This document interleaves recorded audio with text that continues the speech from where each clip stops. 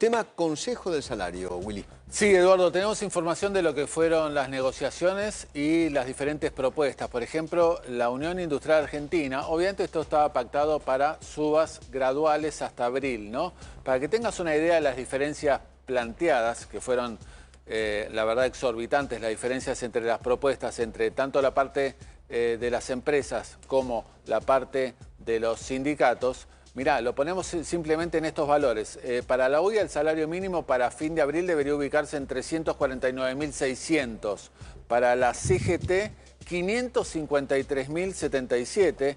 Y para la CTA, 736.000 pesos. Obviamente las diferencias son enormes, no hubo posibilidad ninguna de acuerdo. La dará el gobierno vía resolución o decreto.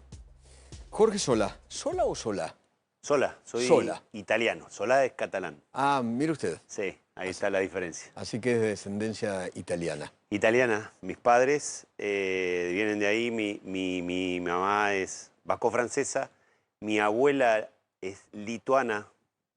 Una mezcolanza. Uf, y bueno, somos el país de la inmigración, así que una está muy bien. mezcolanza bárbara. Donde la inmigración hoy está castigada, pero ¿Le antes... puede contar a nuestra audiencia quién es usted y cómo llega a ser uno de los 3 más importantes de la CGT hoy por hoy?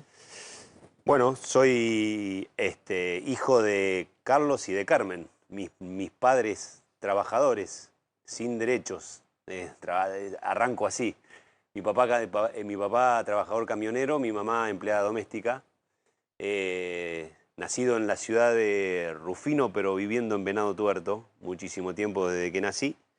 Y que efectivamente seguí mi camino para tratar de encontrar lo que ellos no encontraron y que me ayudaron a lograr, que es estudiar.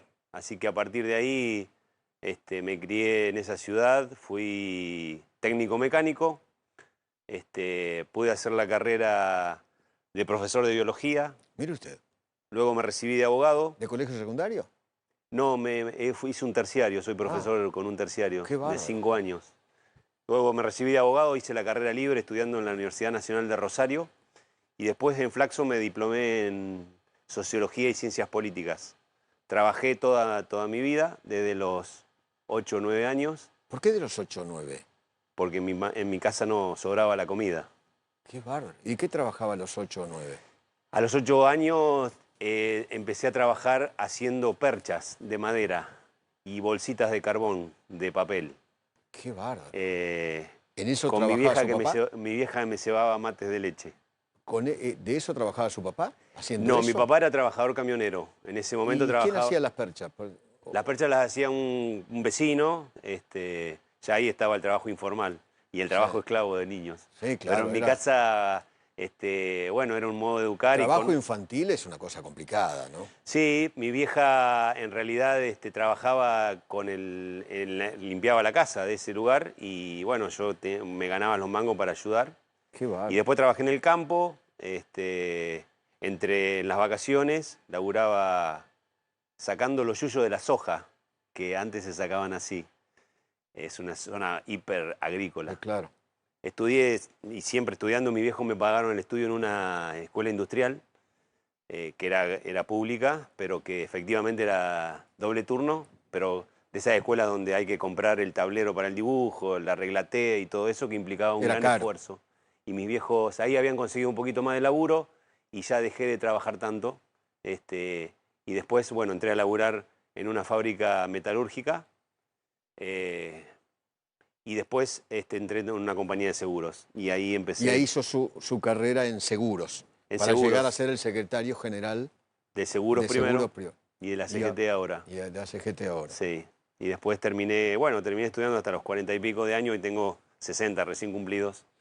Y me recibí también en diplomatura de Sociología y Ciencias Políticas, que es lo último que hice. Qué bárbaro. Impresionante, realmente impresionante. Es entre mis padres, siempre lo digo esto, permítame decirlo, entre mis padres que no tenían derechos laborales y mis hijos que hoy son trabajadores en relación de dependencia con derechos laborales, en el medio pasó algo que es la justicia social y el sindicalismo. Claro. Y bueno, entre esos abuelos y estos nietos, algo sucedió en la Argentina que mejoró. ¿Qué edad tienen sus hijos?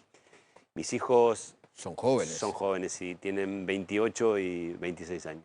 ¿Votantes de Milei o no? No, Porque puede pasar. no son votantes de Milei. Porque puede pasar, ¿no? He tenido Hoy los jóvenes, ¿no? He tenido enormes charlas con sus amigos también, donde hay votantes de Milei también y demás. Es porque es muy interesante ser interpelado por la juventud respecto de lo que piensan y que a veces se vota una incertidumbre de futuro antes que una certeza del pasado, que es lo que puede haber sucedido. Sí, sí. Y así que sí, es una buena charla la que Consejo del salario, esto que comentaba Willy y esta posibilidad por su opinión, ¿cuál es? Bueno, estuve ahí siendo partícipe. Me parece que el Consejo del Salario tiene dos funciones. Una, la de lograr el salario mínimo vital y móvil, que dejó de ser referencia en la Argentina, en casi toda la América. Totalmente. Hoy está en 300 y pico mil de pesos. Nadie se rige por eso, pero que tiene que volver a hacerlo y que por lo menos tiene que llegar a un piso que es el de la canasta básica total para un trabajador y su familia, que tiene que ser de 1.100.000. Y nosotros ahí propusimos un aumento de alrededor del 71% para poder lograr la canasta básica alimentaria de un trabajador. Bueno, efectivamente no tenemos ahí... Un primer detalle que me parece no menor es que las discusiones se dan vía Zoom. Y el Zoom funciona bastante bien, excepto cuando alguien tiene que negociar un conflicto. Claro. Y ahí se necesita presencialidad. Es el cara a cara. Y si yo lo hiciera, recién la vi a la senadora Lozada.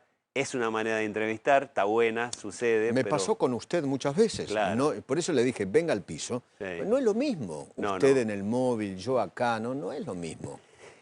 En una sociedad en la que las redes y la comunicación social, y usted lo debe saber mejor que yo, se ha empezado a digitalizar de tal modo que a veces el mirarse a los ojos, el poder interpretar lo que el otro dice, cuesta muchísimo más. Bueno, esto se desarrolló vía Zoom y no llegamos a un acuerdo. No llegaron a un acuerdo. Porque, como dijo recién su compañero, el ofrecimiento del sector empleador ha sido del 5%. Usted tiene un problemón ahora en seguros con Galeno ART, ¿no? Que está por cerrar y va a dejar 1.000 personas en la calle. Tiene alrededor de 800 trabajadores Galeno. Es una problemática que la venimos siguiendo. Hoy ha sido inhibida por la superintendencia y que efectivamente estamos muy preocupados. En los 24 meses que lleva este gobierno, para citar un ejemplo, han cerrado 6 compañías de seguro. 6. Es un sector muy concentrado en la actividad de seguros y en ART esta sería la segunda, con la problemática que tiene el sistema de riesgo de trabajo, que tiene una judicialidad muy grande, claro. Y que efectivamente, digamos, es una problemática porque si el sistema no resiste, quien va a pagar las consecuencias son los empleadores, claro. Porque no queda nadie en el medio que pueda sostener eso. Claro. Así que sí, estamos muy preocupados, hemos hablado con las autoridades de la empresa, que es un grupo mucho más grande. Sí, claro. Y que efectivamente la preocupación es la fuente de trabajo y cómo sigue esto. Todavía están tratando de hacer seguir algunos inversiones o seguir algunos inversores que tengan que poner el capital necesario para poder subsistir. ¿Modernización laboral, sí o no? Sí, claro, sí. De hecho la venimos llevando hace muchísimo tiempo. Para citar el ejemplo y ser autorreferencial respecto de seguros, nosotros fuimos el primer gremio que en plena pandemia incorporamos el teletrabajo, el trabajo a distancia, el home office, y lo hicimos con la anuencia de ambas partes, del sector empleador y del sector trabajador. El sector empleador dejó de alquilar oficinas grandes en Puerto Madero y se ahorró una plata, y el sector trabajador puede trabajar desde su casa, incorporando derechos económicos, se le paga la conectividad y la energía y se da el derecho de tarea de cuidado y en anuencia, con lo cual la modernización es necesaria porque el mundo del trabajo Usted es de los que piensa que Milei lo que quiere es esclavizar con esta reforma, ¿no? O con esta modernización. ¿Quiere esclavizar a los trabajadores?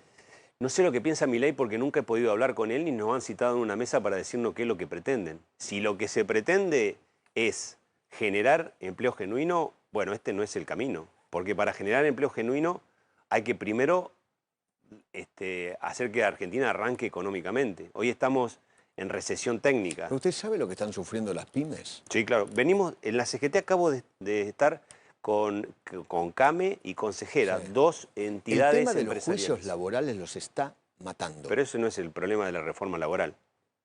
Y los empresarios creen que sí, los pymes. ¿Les puedo hacer escuchar? Sí, Hoy cómo no. en Radio Mitre de la mañana hice una nota con el dueño de un restaurante que usted debe conocer, Piegari. Leí la nota. Bueno, esa nota la hice yo hoy a la mañana. Y él me decía lo siguiente, escuche bien la historia. ¿Cómo no? Y a mí me está condenando a pagar arriba de los 200 millones de pesos. Arriba de Cosa que 200. Ah, la miércoles. Tiene que arriba de entregar, 200 tiene que millones. entregar la empresa. Y sí, yo no sé qué voy a hacer todavía. Perdón, no terminé. No contenta con eso, porque ahora eso está apelado en la Cámara, que espero, Claro. tengo, la posibilidad de que la Cámara revea un fallo totalmente arbitrario. Ojalá. Sí. Pero, por otro lado, como esta jueza cree que yo ya perdí el juicio, me embargó no por 150, Eduardo, por 160 millones de pesos. Bueno, pero ¿qué tenemos que hacer, Gabriel? ¿Qué hay que hacer? Porque, ¿qué tengo que cerrar? Hace más de 30 años que estoy trabajando, que tenemos un restaurante prestigioso, que tenemos más de 100 personas, por uno que hace trampa en la preparación de pruebas. ¿Tengo que dejar 100 personas yo? Esto en todas las actividades, ¿eh? En todas. Claro, ocurre. pero está bien. Primero desconozco el caso y por lo tanto no podría opinar. Lo primero que tiene que haber es que si hay un juicio es porque hay alguien que está demandando que se cumpla un derecho. Alguien lo incumplió ese derecho. Es decir, no desconozco este empleador, pero vamos a suponer que fue así. No, En algún momento incumplió el derecho que tendría que haber pagado. Le cuento brevemente. Este mozo, cuando es la pandemia, se cierra todo. Cuando reabre los restaurantes porque eran esenciales, no quiere volver a laburar. No viene una vez, no viene dos veces, lo echaron. Bueno, se equivocaron primero porque tienen que intimarlo a que vuelva. Bueno, Bueno, no creo que sea un empleador que no tenga asesoramiento laboral. Pero primera cosa, digo, vamos a generalizar para no caer en este caso. Primero que cuando hay un incumplimiento de un derecho, ese derecho tiene que pagarse. Obviamente. Y ese derecho no es el que causa el costo laboral.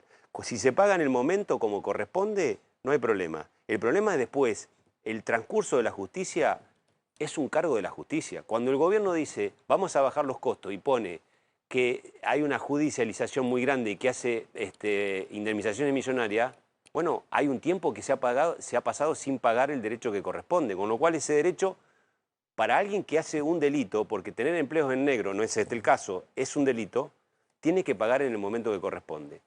Luego, hay algo que tiene que acomodar el gobierno, que es parte de los resortes republicanos, que tiene que acomodar la justicia.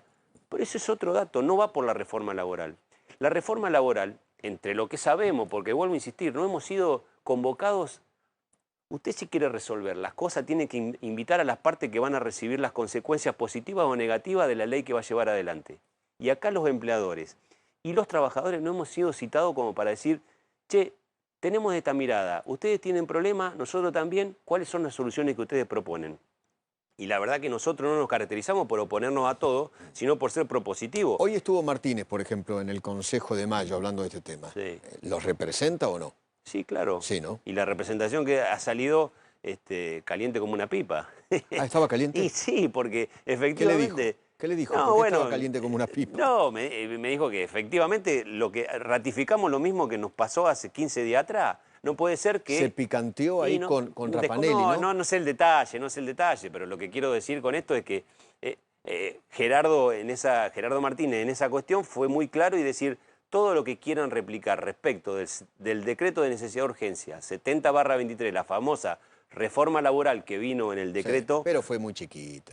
No, la última. La de bases. Pero, y bueno, le voy a dar un ejemplo sobre esa de bases. Ok. Cómo las reformas a veces, pensadas en un laboratorio, cuando se llevan adelante en la práctica no funcionan. Me refiero primero a lo que decía Gerardo, que era, che, no repliquemos aquello porque es inconstitucional. Ya no lo decimos nosotros que nos oponemos, lo dice la justicia que es inconstitucional. Pero vamos a suponer que esa chiquitita que hicieron 3 cosas que dijeron, con esto reformamos y generamos empleo. Modificaron las multas, es decir, sacaron la multa al empleo en negro. Crearon el fondo de cese laboral para que lo utilizaran los convenios colectivos. Y tercero, crearon la figura del trabajador independiente. Es decir, aquel colaborador de hasta 3 personas que no generaba relación de dependencia, tenía un kiosco, contrataba un trabajador independiente. ¿Usted vio que se haya generado mayor empleo? No. Los trabajadores en negro no pasaron a estar en blanco porque los empleadores no tenían más multa. El fondo de cese, no hay ni un solo empresario que quiera decirnos a nosotros, che, queremos entrar al fondo de cese laboral porque nos reemplaza la indemnización, y solo 22.000 empleos de trabajadores independientes contra 300.000 trabajadores formales que han caído en estos últimos 2 años y 19.000 pymes, más de 33 por día, que han caído.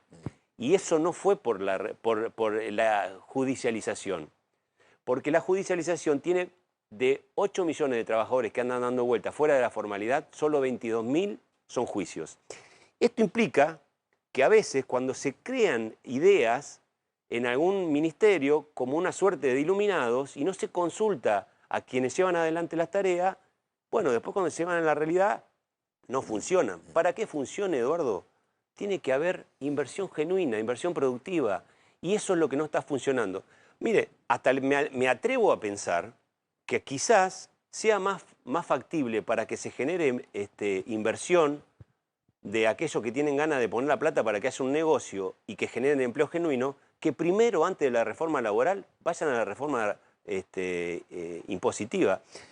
Si usted hoy quiere abrir una pyme, en cualquier lugar de la Argentina, pero quiere abrir una pyme, tiene entre el 30 y el 40% de carga tributaria. Eso no hay duda. Entre ingresos brutos, eso no hay duda, que son provinciales, impuesto al cheque e impuesto a las ganancias que son nacionales, y tasa de seguridad e higiene. Claro. Usted sabe que si tiene un 40% de su masa salarial, todo eso no implica más del 8% de lo que tiene que invertir de costo por eso. Entonces, entre lo que gasta de trabajadores, gasta entre comillas, para nosotros es una inversión, y lo que se invierte en impuestos, bueno, si alguien vino siendo experto en crecimiento, con o sin dinero, a sacar los impuestos, la cadena de los impuestos de arriba de los inversores y la población, bueno, es una buena oportunidad para ir por ahí. Le agradezco haber venido. A usted, que tenga muy buen día. Espero que no sea la última. No, claro, por supuesto, nos vamos a encontrar un montón de veces, vamos a estar en conflicto seguramente. Gracias, gracias.